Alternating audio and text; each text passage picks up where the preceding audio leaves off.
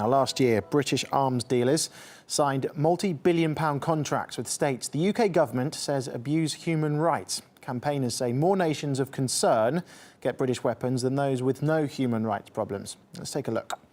Now, every year, the UK sells arms to well over 100 countries across the globe. That includes both weapons and hardware that could be employed by both the military and civilians.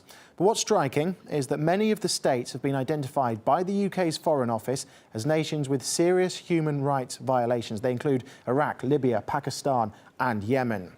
And that means that Britain is trading with nations its own government deems repressive and heavy-handed. On top of that, some of the buyers known for human rights abuses are not even on the UK's list. And this is true of countries like Bahrain and Egypt. Last year, the Gulf Kingdom received more than $57 million worth of military hardware and equipment. And Egypt, where nearly 700 people were sentenced to death last week, spent over $90 million on weapons. All in all, the UK sold over $6 billion worth of arms in 2013. Around half of that went to countries labelled as human rights abusers. RT's Sarah Firth has more.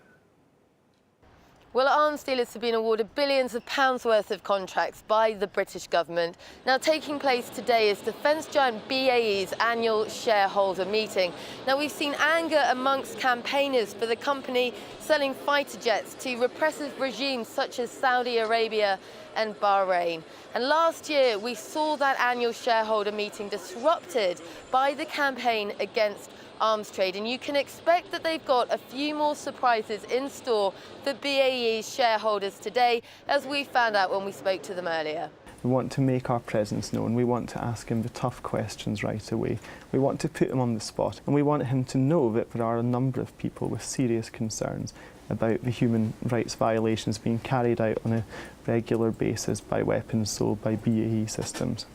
I want to talk to you about the disparity between the sort of government's own listings when it comes to, first of all, the countries of concern that they've highlighted. You then compare that to the list, the government's own lists on the exports, and there's a huge crossover there.